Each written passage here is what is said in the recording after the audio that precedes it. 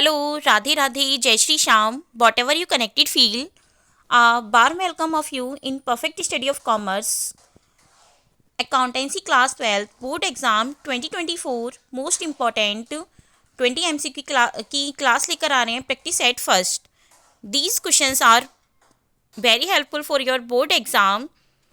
So let's start. First question, at the time of change in profit sharing ratio, Berkman compensation reserve existing in the balance sheet against which no liabilities exist is transferred to capital account of partners in their. जब profit sharing ratio में change होता है, profit sharing ratio में change किन किन conditions में रहता है, या तो पार्टनर्स कोई new admission at the time of admission and at the time of retirement.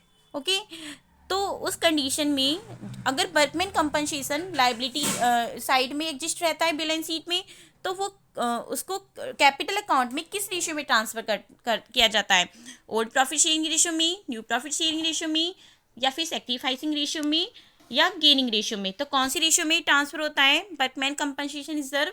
Old profit sharing ratio में. Okay, next question,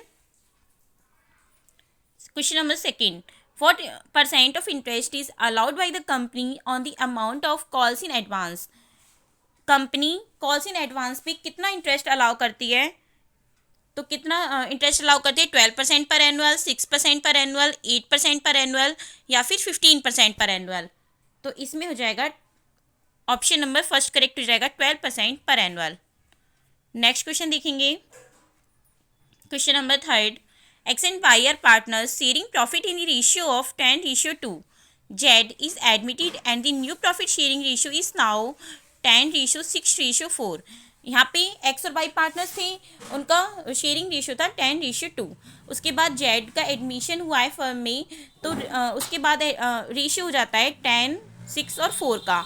at the time of admission, admission के टाइम पे जनरल रिजर्व था फर्म में, appear था books में 24,000 में, 24,000 का. तो उसमें बाई का शेयर कितना है उस रिजर्व में? तो 24,000 का जनरल रिजर्व था, 24,000. बाई का शेयर जनरल रिजर्व को किस रेशियो में ट्रांसफर करेंगे? ओल्ड रेशियो में और ओल्ड पार्टनर्स में. एक्स एंड बाई का, तो बाई का शेयर हो जाएगा 2/12.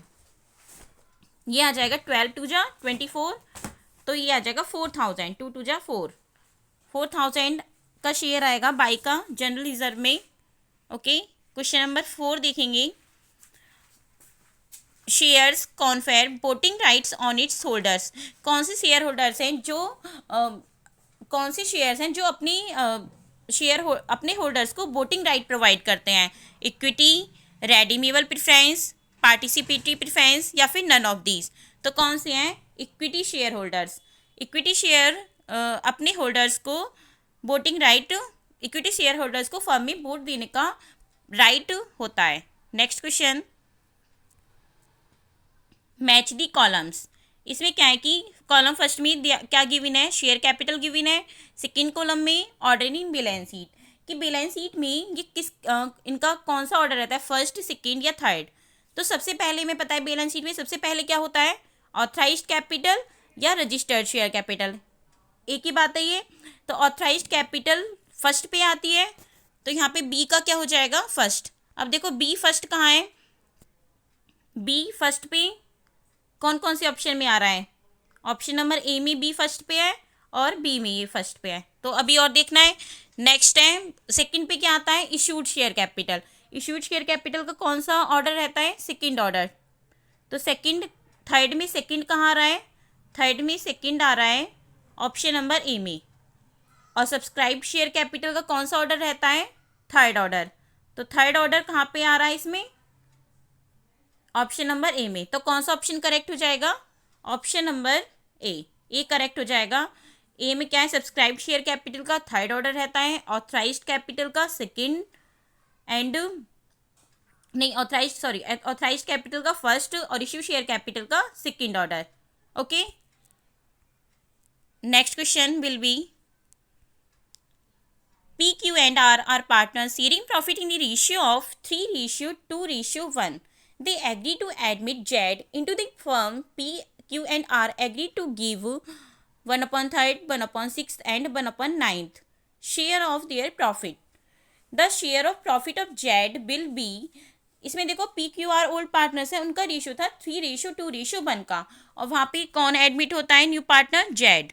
तो तीनों किस बात के लिए एग्री होते हैं कि पी अपना कितना शेयर, अपना शेयर में से कितना प्रोवाइड करेगा जेड को? 1/3 पार्ट। क्यू कितना देगा? 1/6। और आर कितना देगा? 1/9। तो जेड का प्रॉफिट शेयरिंग रेशियो कितना हो जाएगा? अभी देखिए पी का कितना शेयर है? 3/6। पी का शेयर है 3/6, तो 3/6 का पी कितना देगा जेड को? 3/6 का 1/3, 3/6 का 1/3, इट मीन्स 3/18। 3/18 किसने दे दिया? पी ने। 3/18 पी ने दे दिया। अब क्यू कितना देगा? क्यू देगा 2/6 का 1/6। कितना हो जाएगा ये? 2/36। 2/36 किसने गिवन कर दिया? क्यू ने। और आर कितना देगा? आर देगा 1/6 का 1/9, इट मीन्स 1/54। तो टोटल कितना हो जाएगा ये? 3/18 पी ने दिया था, 2/36 क्यू ने दिया था, और 1/54 आर ने दिया था। तो यहाँ पे एलसीएम आ जाएगा, देखो 3/18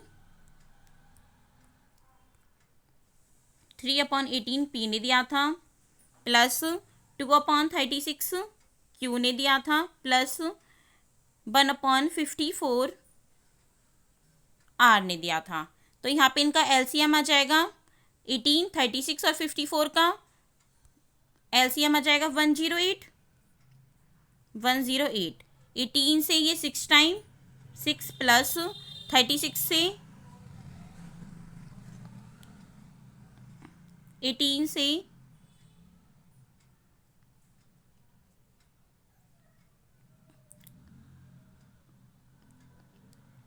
सॉरी दोबारा से देखेंगे, ये हो जाएगा 108। वहाँ पे कितना था? 3/18, तो ये कितने टाइम हो जाएगा? 18 टाइम, प्लस 36 उसके वहाँ पे था, ये कितने टाइम हो जाएगा? 6 टाइम, प्लस नेक्स्ट में हो जाएगा 2। 18, 6, 24 to 26 डिवाइडेड बाई 108 कितना हो जाएगा ये? 2 से ये 13 टाइम, और 2 से ये 54 टाइम, तो 13/54। ऑप्शन नंबर बी करेक्ट हो जाएगा। नेक्स्ट क्वेश्चन देखेंगे, question number 8। When share application amount is received in lump sum is credited while bank account is debited. Share application amount जब एक साथ लमसम में मंगा ली जाती है, अगर शेयर एप्लीकेशन पे ही ऑल मनी शेयर की सारी लमसम रहता है, तो बैंक, और उसमें बैंक अकाउंट डेबिट रहता है, तो क्रेडिट कौन सा अकाउंट रहता है? तो कौन सी क्या एंट्री होती है? Share application and allotment account debit to bank account. तो फर्स्ट वाली एंट्री डेबिट होता है, first share application and allotment account debit to bank account debit to share application and allotment account. और नेक्स्ट एंट्री क्या होती है? Share application and allotment account debit to share capital account. Okay, first entry received की क्या होगी? Bank account debit to share application and allotment account, तो credit क्या होगा? Share application and allotment account. Next question देखेंगे, question number 9। Which of the following appears in profit and loss appropriation account? Profit and loss appropriation account में क्या क्या आता है? Interest on partners capital, interest on partners loan, managers commission on net profit. A option है first second third, B option है second third first, C option है third second first, D option है only first. तो इसका क्या हो जाएगा? Only first. Okay, next question देखेंगे, question number 10। XYZ Limited called first call money of 3 rupee per share on its 50,000 shares. A shareholder holding 2,750 shares failed to pay the amount. How much amount will be due on first call. इसमें देखो XYZ limited ने first call money मांगी है 3 रुपये पर share से 50,000 share पे, और एक शेयर होल्डर्स है ए, उसने 2,750 शेयर पे allotment money payment first call payment नहीं की है। ओके, तो ड्यू कितनी अमाउंट होगी, ड्यू तो टोटल से ही करेगा, रिसीव्ड में ही तो कम दिखाएंगे। अब ड्यू कितने पे होगा, 50,000 शेयर्स हैं और 3 रुपये से मांगेगा, तो कितनी अमाउंट ड्यू होगी, 1,50,000, 1,50,000। ऑप्शन नंबर सी करेक्ट हो जाएगा। और रिसीव्ड का पूछता कि कितनी अमाउंट रिसीव्ड होगी फर्स्ट कॉल पे, तो 150,000 में से कितना माइनस कर दोगे, 2,750 शेयर का 3 रुपये से नहीं मिला है, तो ये कितना हो जाएगा, 2,750 इंटू 3 कर देंगे, जो आएगा उसे माइनस कर देंगे। It means 8,250। ओके, माइनस करके लिख देंगे फिर इसे 8,250 150,000 में से। अभी ड्यू अमाउंट पूछ रहा है तो ड्यू तो कंप्लीटली अमाउंट से होगा 50,000 इंटू 3, 150,000। नेक्स्ट क्वेश्चन देखेंगे।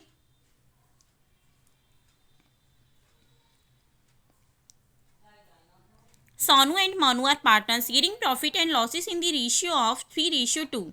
Tanu is admitted for 1/5 share in profit of the firm, which he gets entirely from Sonu. Find out the new profit sharing ratio. देखिए इसमें सोनू और मोनू पार्टनर्स एक फर्म में, उनका sharing profit and losses ratio है 3:2 का। उसमें टोनू एडमिटेड हुआ है as a new partner 1/5 share के लिए, और वो सारा एंटायरली किससे गेट कर रहा है, सोनू से। अब देखिए इनके प्रॉफिट शेयरिंग रेशियो क्या था, ओल्ड रेशियो इनका था 3:2 का। अब वो किसे प्रोवाइड कर रहा है अपने शेयर का, 1/5 टोनू को। तो इसका सोनू का कितना रेशियो जाएगा, 3/5 पहले था, 1/5 वो टोनू को प्रोवाइड कर रहा है, तो कितना बच जाएगा, 2/5। और मोनू का कितना रेशियो है, इसका 2/5 है, तो इसके में तो ना तो कुछ ऐड होना है, ना ये कुछ सेक्रीफाइस हो रहा है, ना गेन हो रहा है। ओके, और नेक्स्ट क्या है, मोनू का कितना शेयर है 1/5, जो कि सोनू ने प्रोवाइड किया है। तो 2/5 सोनू का हो गया, 2/5 मोनू का हो गया, और 1/5 टोनू का हो गया। तो क्या रेशियो हो गया, 2:1। ऑप्शन नंबर सी करेक्ट हो जाएगा। नेक्स्ट क्वेश्चन देखेंगे। Amount payable on shares can be received in installment by the company. What is the first installment called? First installment क्या कहलाती है, application money, allotment money, first call money, second call money. तो हमें पता है कि first installment क्या कहलाती है, एप्लीकेशन मनी, और सेकेंड कहलाती है allotment money. Okay, next question देखेंगे। Question number 12।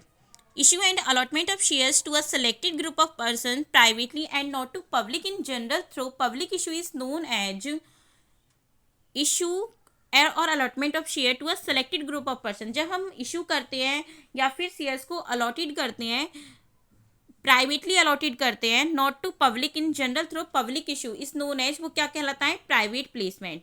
कौन सा क्या कहलाता है वो, प्राइवेट प्लेसमेंट। ओके, जब हम प्राइवेटली अलॉटेड करते हैं शेयर्स को। नेक्स्ट क्वेश्चन देखेंगे।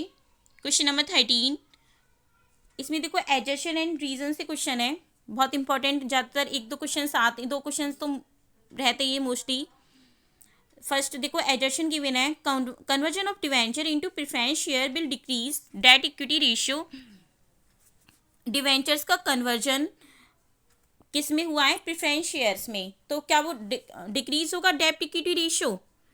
नेक्स्ट है conversion of debenture into preference share will reduce the long term debts but increase the share holders fund alternatives. अब देखो फर्स्ट एजर्शन क्या है, जब हम कन्वर्जन करते हैं डिवेंचर्स का किस में, प्रेफरेंस शेयर में, तो डिक्रीज होगा डेट इक्विटी रेशियो, तो बिल्कुल हो जाएगा, है ना।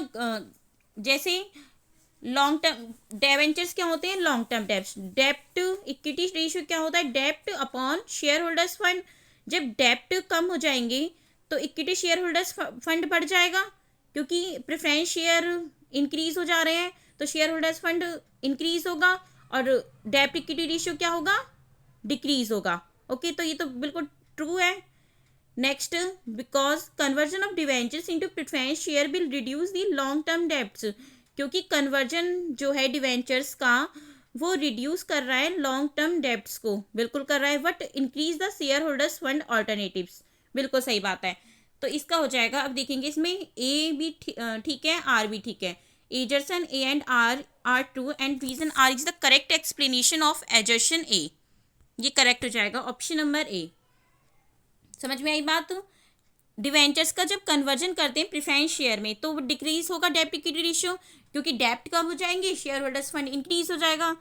नेक्स्ट कह रहा है कि क्योंकि conversion of debentures into preference share, क्योंकि जब हम कन्वर्जन करते हैं डिवेंचर्स का प्रेफरेंस शेयर में तो लॉन्ग टर्म डेप्ट्स डिक्रीज हो जाते हैं, रिड्यूस हो जाएंगे, और शेयर होल्डर्स फंड इंक्रीज हो जाएगा। तो बिल्कुल दोनों सही है और एक्सप्लेन भी करेक्टली कर रहा है, तो ऑप्शन नंबर ए करेक्ट हो जाएगा। नेक्स्ट क्वेश्चन देखेंगे। नेक्स्ट क्वेश्चन है total purchase 85,000, cash purchase 8,000, purchase return 4,000, creditors at the end of the year 16,000, creditors in the beginning 12,000, creditors turnover ratio find करना है। ओके, तो क्रेडिटर्स टर्नओवर रेशियो क्या होता है? Net credit purchase upon average trade payable, यही तो formula होता है, net credit purchase upon average trade pebbles. तो नेट क्रेडिट परचेज क्या है हमारे पास, क्या गिवन है? टोटल परचेज गिवन है हमें, कैश परचेज गिवन है, परचेज रिटर्न, तो क्रेडिट परचेज निकल के आ जाएगी। Credit purchase equal to 85,000 minus cash purchase कितना है 8,000 एंड परचेज रिटर्न कितना है 4,000, कितना आ जाएगा ये 85,000 माइनस 12,000, तो ये आ जाएगा 73,000। 73,000 क्या आ गया हमारे पास? Credit purchase. और अभी हमें क्या चाहिए? Average trade payables. Average trade payables equal to क्या होता है? Opening trade payables plus closing trade payables. Opening trade payables कितना है? 12,000। Opening trade payables equal to 12,000 plus closing trade payables कितना है? 16,000 एंड डिवाइडेड बाई 2, ये कितना हो जाएगा? 14,000। 14,000 और नेट क्रेडिट परचेज कितना आया था?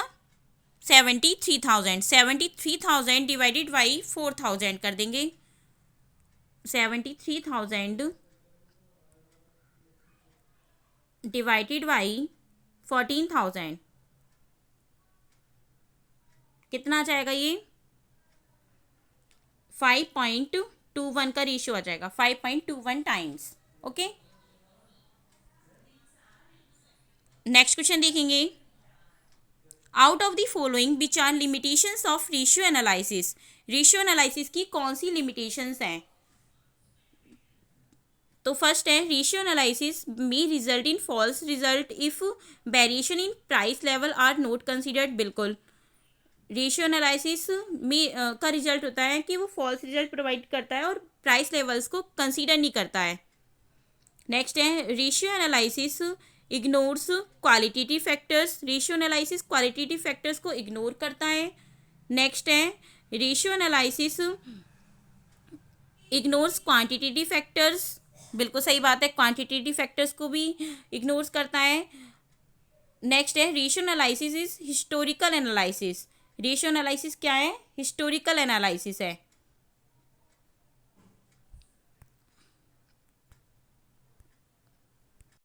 तो इसमें फर्स्ट वाला ऑप्शन करेक्ट, फर्स्ट वाला तो है लिमिटेशन कि वो कंसीडर नहीं करता है प्राइस लेवल्स को, क्वालिटेटिव फैक्टर्स को इग्नोर करता है, और हिस्ट्रिकल एनालिसिस है। तो कौन सी लिमिटेशंस नहीं है? केवल इसमें ratio analysis ignores quantitative factors, क्योंकि क्वांटिटेटिव फैक्टर्स को रेशियो एनालिसिस इग्नोर नहीं करता है। तो option number first, second, fourth इसका आंसर हो जाएगा। फर्स्ट, सेकंड, फोर्थ कौन से ऑप्शन में है? ऑप्शन नंबर फर्स्ट में, ऑप्शन नंबर ए करेक्ट हो जाएगा इसमें। नेक्स्ट क्वेश्चन देखेंगे। नेक्स्ट क्वेश्चन है question number 16, which of the following is incorrect in regards to limitation of financial statement? Ignores qualitative aspects, ignores price level, personal bias, provide information about the profitability of the business.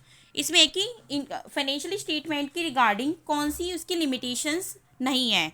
तो qualitative aspect को ignore करता है financial statement, बिल्कुल करता है। Price level को ignore करता है, बिल्कुल करता है। पर्सनल बायस है, बिल्कुल। नेक्स्ट है provide information about the profitability of the business, business की प्रॉफिटेबिलिटी से रिलेटेड इंफॉर्मेशन प्रोवाइड करता है, तो ये नहीं करता है। नेक्स्ट इसका ऑप्शन नंबर 4 करेक्ट हो जाएगा। It is not the limitation of financial statement because its advantages of the business. Next question हो जाएगा question number 17। Live stock is shown under sub head intangible fixed assets, inventories, trade receiver, tangible fixed. तो live stock is shown under tangible fixed assets. Okay, tangible fixed assets option number 4 correct हो जाएगा, tangible fixed assets. Next question देखेंगे question number 18। Equal increase in current assets and current liabilities would result in when current ratio is 2:1। यदि equal increase होता है current assets और current liabilities में तो क्या रिजल्ट रहेगा? No change in current ratio, decrease in current ratio, increase in current ratio, या current ratio will be double. इसे देखेंगे, जैसे करंट रेशियो था आपका 2:1 था। 2:1 का क्या मतलब है कि करंट असेट्स डबल थी करंट लाइबिलिटीज से। तो इट मीन्स हम सपोज करेंगे यहाँ पे करंट असेट्स थी आपकी 20,000। ओके, 20,000 करंट असेट्स थी, यहाँ पे लाइबिलिटीज कितनी थी आपकी 10,000। तो 10,000 करंट लाइबिलिटीज थी और 20,000 करंट असेट्स थी। अब हमें इक्वल इंक्रीज करना है, तो इट मीन्स 10,000 और 20,000 में इक्वल इंक्रीज हम 5,000 का करते कि करंट असेट्स 5,000 की इंक्रीज हुई थी और करंट लाइबिलिटीज भी 5,000 की इंक्रीज हुई है। तो उस कंडीशन में करंट रेशियो कैसा रहेगा? तो करंट रेशियो जब करंट असेट्स हो जाएंगी 25,000 और करंट लाइबिलिटीज हो जाएंगी 15,000, तो करंट रेशियो क्या हो जाएगा? डिक्रीज हो जाएगा। क्या हो जाएगा? Decrease in current ratio. Option number 2 correct हो जाएगा। 25/15 करेंगे तो 1 पॉइंट समथिंग आएगा, और जब भी पहले 2:1 था, and it's an ideal ratio of current ratio. Next question देखेंगे, इसका आंसर हो जाएगा decrease in current ratio. Next question देखेंगे, financial statements are prepared following accounting concepts and principles. Financial statement prepare होते हैं, फॉलोइंग स्टेटमेंट्स जो prepare होते हैं वो फॉलो करते हैं अकाउंट के कंसेप्ट्स और प्रिंसिपल्स को। नेक्स्ट है following statements are prepared as per cash basis of accounting. Following statement क्या है? कैश बेसिस ऑफ अकाउंटिंग है। तो ये तो फर्स्ट तो ट्रू है कि फिनेंशियल स्टेटमेंट प्रिपेयर्ड किस लिए क्या फॉलो करते हैं? अकाउंटिंग कंसेप्ट और प्रिंसिपल्स को फॉलो करते हैं। Next, financial because financial statement are prepared as per cash basis of accounting, it's incorrect because financial statements are prepared as per accrual basis of accounting, not cash basis of accounting. तो इसका हो जाएगा assertion is true but reason R is false. तो यहाँ पे ये कहाँ पे है? Option number C. Option number C correct हो जाएगा। नेक्स्ट क्वेश्चन देखेंगे, question number 20। Find the closing balance of capital account from the given information. Opening balance है, opening balance of capital account as at 1 April 2020 of A and B are. A का opening balance कितना है? 5 lakh, and B का opening balance कितना है? 5,40,000 respectively. Is entitled to take salary for ₹1,000 per month and B is to take commission of ₹20,000। देखिए इनकी opening capital कितनी थी दोनों की? ए की 5 लाख थी और बी की 5,40,000। अभी हमें क्या फाइंड करना है? इनका क्लोजिंग कैपिटल फाइंड करनी है। तो क्लोजिंग कैपिटल फाइंड करने के लिए ओपनिंग कैपिटल में ए को क्या एंटाइटल्ड है? 5 लाख प्लस सैलरी। सैलरी कितनी है? 1,000 पर मंथ। तो 5 लाख प्लस ए की सैलरी ऐड हो जाएगी, तो क्लोजिंग बैलेंस ए का कितना हो जाएगा? 5,12,000। जब हम 5 lakh plus salary add include करेंगे इसमें, तो 5 लाख प्लस 12,000, तो इसका कितना हो जाएगा क्लोजिंग बैलेंस? 5,12,000। नेक्स्ट कौन सा है? बी। बी को क्या एंटाइटल्ड है? Take commission of ₹20,000। तो इसकी ओपनिंग कैपिटल कितनी थी बी की? 5,40,000 थी। 5,40,000 प्लस उसे कमीशन मिल रहा है कितना? प्लस 20,000 का। तो इसकी क्लोजिंग कैपिटल का बैलेंस कितना हो जाएगा? 5,60,000। तो 512 एंड 560 कहाँ पर आ रहा है? Option number C. Option number C correct हो जाएगा। ए का 5,12,000 एंड बी का 5,60,000। ओके, तो I hope this video is very helpful for your board exam.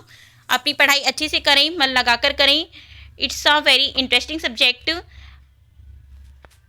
अब ज़्यादा टाइम भी नहीं है, कंसिस्टेंटली पढ़ाई में कम से कम 3 आवर्स तो अकाउंट्स को देने ही है अभी। जैसे बीच में अगर 1-2 पेपर और भी हैं आपके।